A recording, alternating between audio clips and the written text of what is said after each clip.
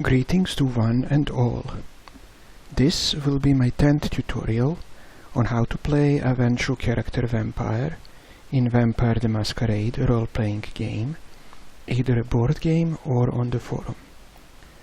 But before I start, I have to state that I am no expert and have made a lot of mistakes. Still, I have tried to learn both from my mistakes and the things I saw others do, but I am in no way an expert. So if you see me make a mistake, feel free to point it out in the comments. In this video, I will talk about the presence discipline. Presence is the power to manipulate the emotions of others. It can inspire fanatical devotion, terror, desire, and so on. Unlike dominate, certain powers of presence can affect multiple people at once, and the effects are totally non-verbal. Humans have no chance of resisting, and for a vampire to resist, he must first become aware that it is used on him, then he must make success on a willpower roll against a difficulty of 8, and he must keep spending 1 willpower point every turn that he wishes to resist. Time gained in this fashion can be used to turn away from you or leave the room, which might end the effects more permanently. Elders who are 3 and more generations lower than you need only spend a single willpower point to ignore it throughout the night, but they must first be aware that it is used on them, which can be difficult to detect. Remember that it affects only emotions. While those affected will feel strongly inclined to heed your words, their minds are still their own. The Ventrue are arguably the most skilled in this discipline because they combine it with dominate. The first power of presence is called awe. You need to have 1 dot in your presence discipline to use this power. Those in your vicinity become drawn to you, fascinated by you and your words. This is useful for crowd manipulation, as even those not affected swiftly find themselves outnumbered. Those affected will feel a strong inclination to agree with you, but they retain their free will and conscious minds, so if you start asking them for something irrational, they will easily turn you down. However, once you successfully use awe on someone, they will tend to continue agreeing with you on their own in the future. This is an unresisted action. You first spend a blood point and then roll charisma plus performance against a difficulty of 7. The number of successes determines the number of affected people. 1 success and you affect 1 person. 2 successes and you affect 2. 3 successes and you affect 6 people. 4 successes, 20 people.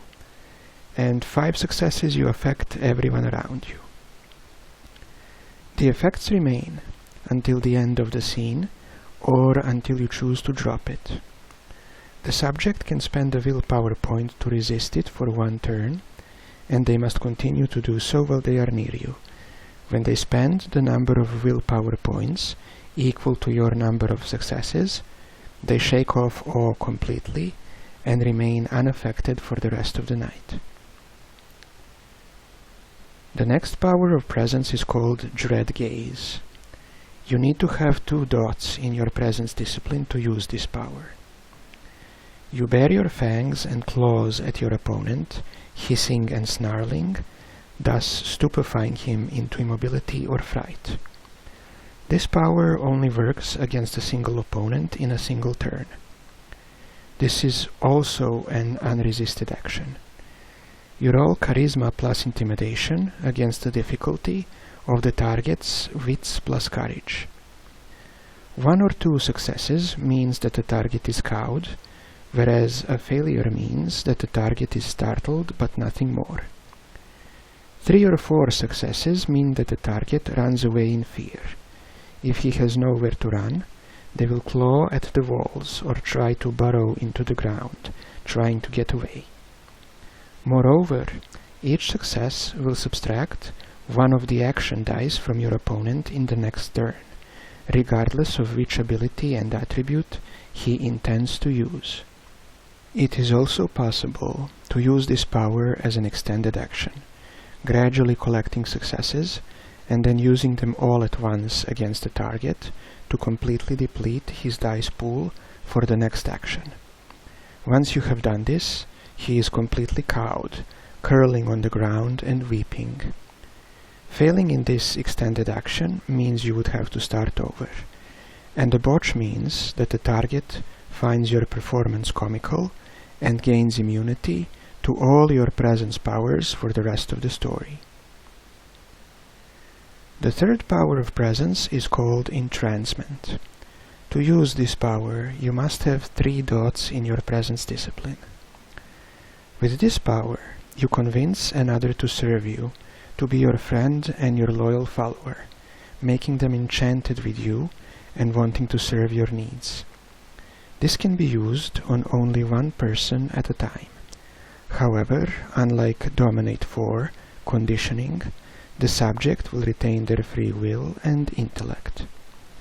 You must roll appearance plus empathy against the difficulty of the target's unspent willpower points, and the number of your successes determines how long they will remain enthralled by you.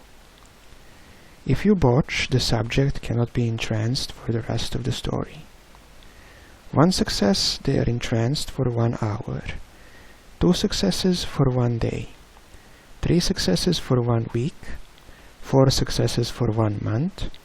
And 5 successes, they are entranced for 1 whole year. You cannot extend this entrancement period. You must wait for it to expire before entrancing them again. Once it wears off, the subject will likely hate you for it, unless you entrance them again. They will become aware of it due to a radical shift in emotion, and they will likely be angry with you. Because such subjects retain their intellect and will, they are more comfortable to keep around than the mindless trolls of Dominate. However, this also means that they can be unpredictable in their service to you, acting on their own initiative. The fourth power of presence is called Salmon. To use this power, you must have 4 dots in your presence discipline. Using this power, you can summon a person to you from the other side of the world, and they will choose the fastest and most direct means to come to you without realizing what they are doing or why. If you are close by, you need only keep your eyes on that person to summon them. But if your target is far away and out of sight, you must have previously met them and exchanged words with them. They will be compelled to approach you quite closely, not just to reach a point where they can see you or be in the same room with you. As they travel towards you, they will always instinctively know where you are, even if you are on the move. They will not neglect their own well-being in the process, however. The summons will fail if there is no safe path for them to take. But they will take any reasonable expense to get to you as fast as they can, and they may even resort to violence in order to reach you. A successful summons action lasts for 24 hours. If the target takes longer than that to reach you, the summons action must be repeated the next night. This is an unresisted action. You roll Charisma plus Subterfuge, but the difficulty varies. Difficulty is 5 against someone you know. It is 7 against strangers or those you have met only briefly. It is 4 if you have successfully used any presence power on them in the past. And it is 8 if you failed to use presence on them in the past. On top of that, the number of successes determines the subject's reaction. Botch and failure mean you cannot summon them for the whole night. 1 success and the target will approach you only hesitantly. 2 successes, the target approaches reluctantly and is easily thwarted by obstacles.